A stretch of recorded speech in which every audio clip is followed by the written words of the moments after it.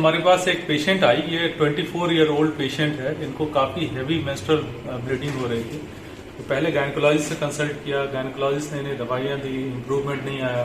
फिर गायनेकोलॉजिस्ट ने डीएनसी वगैरह किया, उसके बाद भी इम्प्रूवमेंट नहीं आया। मल्टीपल डीएनसी के बाद भी ब्लीडिंग होती रहा। तो ये इंपॉर्टेंट है, यंग लेडी है, इसमें यूट्रस आप काट के हटा नहीं सकते, उसकी फैमिली कंप्लीट नहीं है। तो इस तरह की कंडीशन में फिर सीटी एओर्टोग्राफी या सीटी यूट्राइन आर्टरी का किया गया, तो पता चला कि उसमें एवी मालफॉर्मेशन है। एवी मालफॉर्मेशन वाले पेशेंट्स में कंजेनाइटल या बनावटी बचपन से ऐसा डिफेक्ट होता है जिसमें ब्लीडिंग काफी हैवी हो सकता है। डीएनसी करने से कोई इम्प्रूवमेंट नहीं होता उसमें, क्योंकि वो एवी मालफॉर्मेशन की वजह से ब्लीडिंग हो रही है।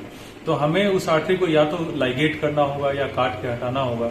तो हमारे पास दो ऑप्शन है, या तो हम सर्जरी करके एब्डोमेन ओपन करके उस आर्टरी को ढूंढें, फिर उसको क्लैम्प करें, जो कि बहुत टीडियस काम है, बहुत डिफिकल्ट काम है।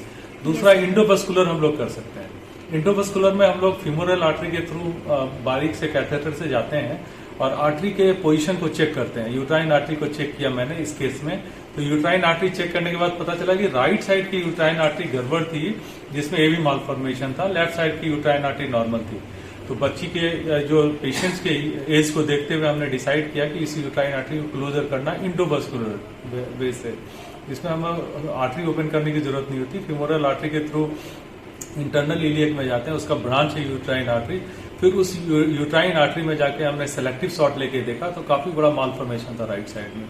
फिर उस आर्टरी को हमने कॉइल क्लोजर किया। कॉइल एक प्लेटिनम का बना फर रहता है, जो कॉइल अंदर जाके वो क्लोज कर देता है आर्टरी को। तो जैसे क्लोज होता है वहां पे क्लॉट थक्का वगैरह जम जाता है, जिससे वो आर्टरी परमानेंटली बंद होती है। इसका एडवांटेज क्या है कि आप किसी भी दूसरी आर्टरी को नहीं छू रहे हैं, आप यूट्राइन आर्टरी को पहचान के जिससे एवी मालफॉर्मेशन है उसको देख के फिर क्लोजर करते हैं। इस केसेस में हमने पहला कॉइल जब डाला तो ब्लड फ्लो तो कम हो गया, लेकिन ये बंद नहीं हुआ। फिर हमने दूसरा कॉइल डाला, जब दूसरा कॉइल डाला तो ब्लड बंद हो गया और इमीडिएटली वो आर्टरी क्लोज हो गई। तो आर्टरी क्लोज होने के बाद एवी मालफॉर्मेशन से जो ब्लीडिंग हो रही थी वो भी रुक गई। होपफुली फ्यूचर में अब इसे उस तरह की हैवी मेंस्ट्रुअल ब्लीडिंग का सामना नहीं करना पड़ेगा। और एडवांटेज ये है कि इसमें कोई एनेस्थेसिया नहीं दिया गया, सिर्फ लोकल एनेस्थेसिया में किया गया और परफेक्टली ऑल राइट है। और ये अपनी फैमिली भी कंप्लीट कर पाएगी। और हमने लेफ्ट साइड की यूट्राइन आर्टरी भी चेक कर ली, इसमें कोई मालफॉर्मेशन नहीं था। तो डेफिनेटली राइट यूट्राइन आर्टरी को क्लोजर से इस लेडी को फायदा होगा। और इस एज में जब फैमिली कंप्लीट नहीं, ये लगभग वरदान के जैसा है। इसमें कोई आप सर्जिकल स्कार भी नहीं दे रहे हैं और पेशेंट दूसरे ही दिन डिस्चार्ज हो रहा है, कोई एनेस्थेसिया की भी जरूरत नहीं है। तो ये प्रोसीज्योर है, इवॉल्विंग प्रोसीज्योर है, जिसमें देखा गया इसमें फायदा होता है। ये सर, थैंक यू सर। हमको इस प्रोसीजर को सर एक वीडियो के द्वारा अच्छे से एक्सप्लेन कर देंगे। हाँ बिल्कुल, ये वीडियो के द्वारा जो लोग ज्यादा समझ पाएंगे। ये सर ये जागरूकता होना लोगों में काफी ज्यादा जरूरी है सर, क्योंकि ये जो स्टार्ट हुआ ये डीएनसी से स्टार्ट हुआ, यानी कि गांव में सर एबॉर्शन में गड़बड़ी होने की वजह से ये सारी एबॉर्शन के नहीं, तो ये ज्यादा मेंस्ट्रुअल लॉस हो रहा था और डीएनसी से सुधार नहीं हो रहा था। डीएनसी में यूजुअली हम क्यूरेटाज करते हैं, यूट्रस का इनर लेयर को हटाते हैं।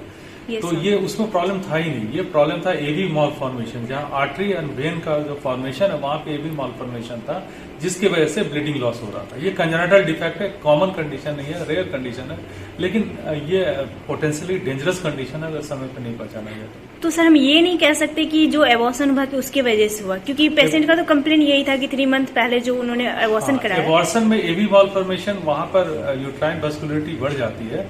एबॉर्शन से एक्सपोज हो गया, वो चीज सरफेस पे आ गया। लेकिन ये कंजेनाइटल है सर, मतलब जन्मजात ये चीजें इनमें थी हो गया और उसको हैवी मेंस्ट्रुअल लॉस पहले भी होता होगा। एबॉर्शन की वजह से अनमास्क हो गया और ज्यादा सरफेस पे आ गया और डीएनसी होने के बावजूद भी इम्प्रूव नहीं कर रहा था। ये रीजन था इसके ब्लीडिंग का, जिसको हमने यूट्राइन आर्टरी को क्लोजर कर दी और होपफुली ये ठीक रहना चाहिए।